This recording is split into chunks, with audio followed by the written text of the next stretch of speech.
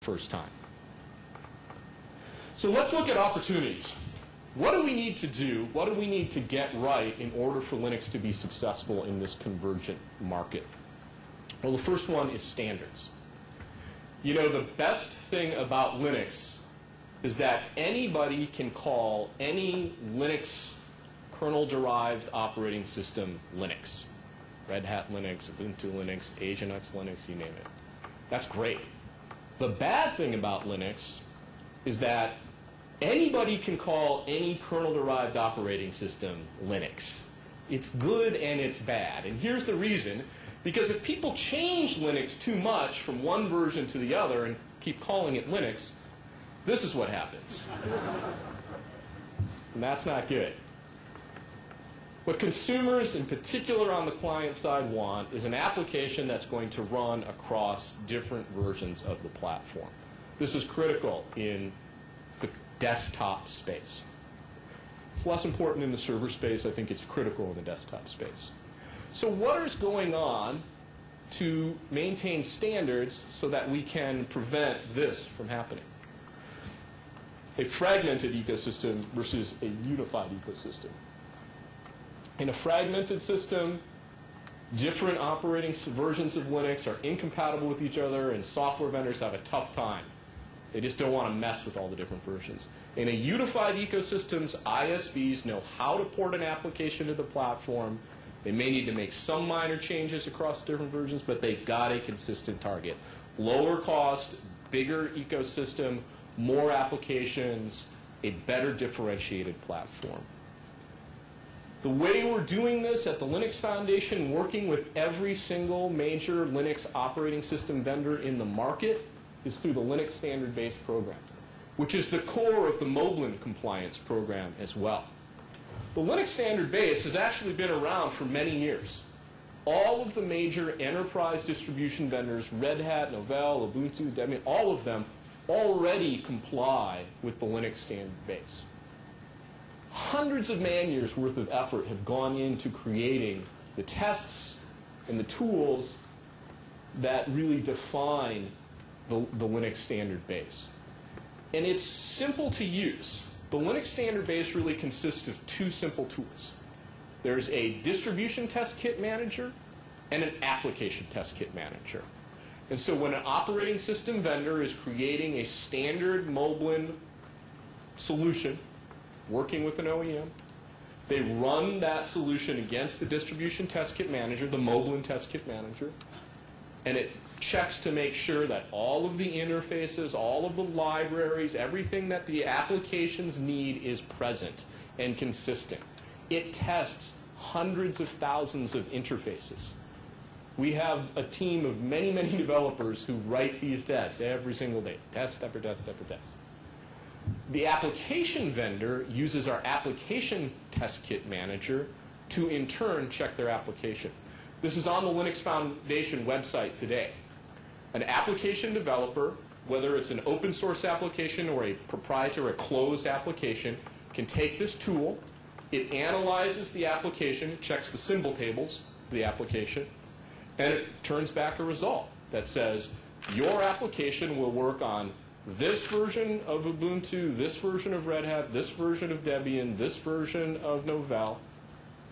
And if any of those are broken, it will tell the library that's offending. It will say this library breaks compatibility, and it will suggest a change. You should use this interface instead. So it's an extremely easy tool for an ISV to use to make sure that when they write a Linux application, that they're going to get the most bang for their buck, that they're going to be able to work with very little effort on multiple versions of Zemlin in this case. There are online tools that provide this immediate feedback, and there's also a build service on our website that will help people actually build applications in this manner as well. So that's one of our first challenges. The second opportunity and challenge for us is a unified defense. How many people here have heard about legal problems with Linux? Licenses, or there's some kind of legal problem. A lot of people hear this. It's totally false. There is a huge set of resources, a massive set of resources that are here to defend the Linux platform from a legal perspective. Linux is equally safe from a legal perspective to any other platform out there. Linux runs the New York Stock Exchange. Linux runs the Tokyo Stock Exchange.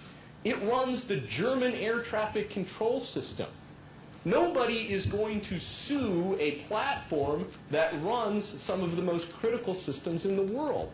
And if they do, there is a group of hundreds of people, lawyers, corporations, who stand by through the Open Invention Network, the Software Freedom Law Center, the Linux Foundation, Patent Commons, the peer-to-patent issue, to work to solve any legal problem that should present itself on Linux. So next time you hear about any legal problem in Linux, you tell them that there is nothing to worry about. The licenses are sound, the way they're put together is satisfactory, there is very low risk because people are prepared to support this platform.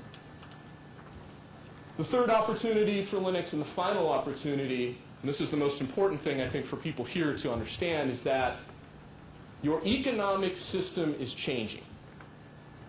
The economies of how PCs are made is changing because of convergence. And you need to understand how Linux will be the arbinger, the bringer of more profits. This is a typical example of the economics of the PC industry, right? You have a software platform. Platform provides the tools for application developers to bring their applications. Device makers will pay a royalty to, a PC maker will pay a royalty to the software vendor, Microsoft or whoever. They'll pass that cost through to the consumer, but they pay a royalty, they get the software, they build the machine, they sell that to computers, or to consumers, and application developers basically work with every level of that value chain to make sure that they can sell their applications on the platform. The people who pay for all of this are the consumers, right? They pay for the operating system software with a more expensive PC. And the application and content providers, they tend to get a free ride. Nobody is charged for an SDK. It's free to write an application for Windows or for Linux. You don't have to pay anything. It's different than the video game industry, right? In the video game industry, to write a Sony PlayStation application, to write a game, you need to pay Sony a royalty in order to get on their platform. The PC industry is different. The main exchange of money is between software makers, the OEMs, and consumers. Well, this is really changing because of convergence. This is what the future of PC economics are going to look like. And this is what's important for you to understand. Now, device makers still pay royalties to the software platform makers, and they get the software for that. But now you see some different costs that are entering into this equation, different exchanges of money. Now, for the first time, application providers are paying a percentage of their profits to the App Store provider, which in the case of Apple is the operating system vendor, right? It's Apple. And they pay 30% of their profits to Apple in exchange for being in the App Store. And everybody wants an App Store today, right? Java, the Sun Microsystems, Jonathan Schwartz just announced there's going to be a Java App Store. Android has an App Store, right? Everybody has an App Store. So that's a new way of making money in the PC industry. That's already happening in the mobile phone industry, right? There's a new character in here. There's a totally new player, and that's the network operators. Now, for example, when I buy a netbook, I can go get that from Verizon Wireless in the United States.